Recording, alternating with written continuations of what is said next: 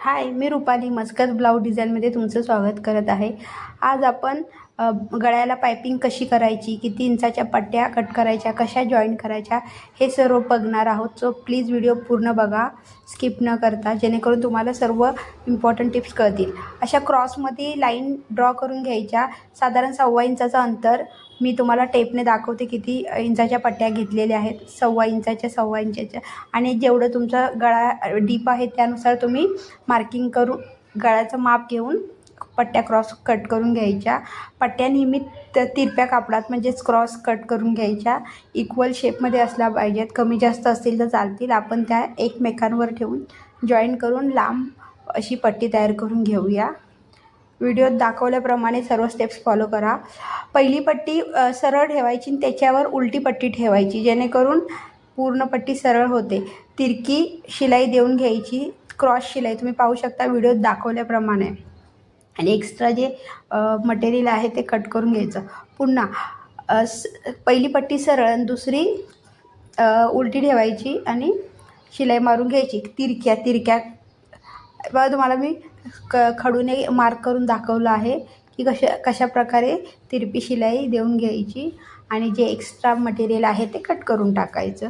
So अशा पद्धतीनं आपली पायपिंगची पट्टी तयार झाली आहे. एका साईडून 1/2 इंच फोल्ड करून शिलाई मारून घ्यायची, म्हणजे एका साईडनं आपण फिनिशिंग देऊन घ्यायची.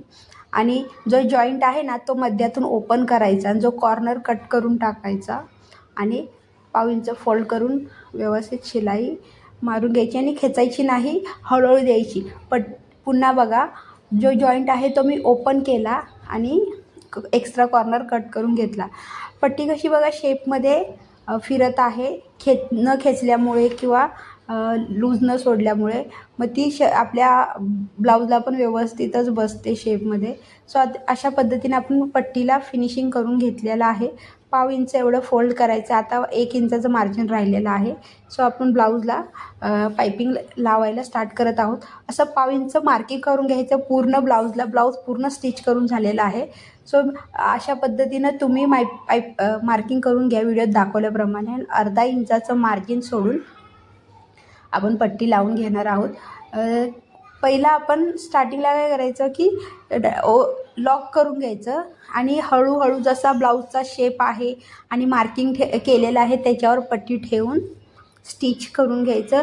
पट्टी लूज सोडायची नाही किंवा खेचायची नाही अजिबात. आणि हा जो जॉईंट आहे ना त्याला ओपन करून त्याच्यावर शिलाई द्यायची, जेणेकरून शिलाई पलटी करताना आपल्याला जाड वाटणार नाही. आणि जो गळ्याचा गोलाकार भाग आहे ना तिथेसुद्धा पट्टी अलगदरित्या ठेवायची, खेचायची नाही. आणि आपण त्याच्यावर शिलाई मारून अलगद फिरवायचं, जेणेकरून जी पट्टी आहे ना ती ब्लाऊजला छान पद्धतीने अटॅच होते आणि स्वतः व्यवस्थित शेप घेत जाते. आणि त्यामुळे आपल्या पायपिंगला चुन्या येत नाहीत किंवा पायपिंग उलटी पडत नाही. आणि जे आपलं शोल्डरचं मार्जिन आहे ते नेहमी बॅक साईडलाच असलं पाहिजे. व्हिडिओत दाखवल्याप्रमाणे तुम्ही स्टेप्स फॉलो करा, जेणेकरून तुमची पायपिंगची पट्टी व्यवस्थित बसली पाहिजे. एकदा पायपिंगची पट्टी व्यवस्थित बसली की बाकी तुमचं फिनिशिंग खूप छान येतं. आणि हे जे एक्स्ट्रा कॉर्नर्स असतात ना जे दुसऱ्या साईडला राहिलेले ते आपण पायपिंगला पट्टी लावल्यावरच कट करायचे व्हिडिओत दाखवल्याप्रमाणे. आणि एक्स्ट्रा धागे असतील तर वगैरे काय असेल तर कट कर. आणि आता बघा कशी छान पट्टी बसली, गोलाकार भागाला अशी उठून बसलेली आहे आणि जिथे स्ट्रेट आहे तिथं व्यवस्थित चपटी बसलेली आहे, म्हणजे आपली पट्टी व्यवस्थित लावून झालेली आहे. खूप प्रॅक्टिस करायला लागते.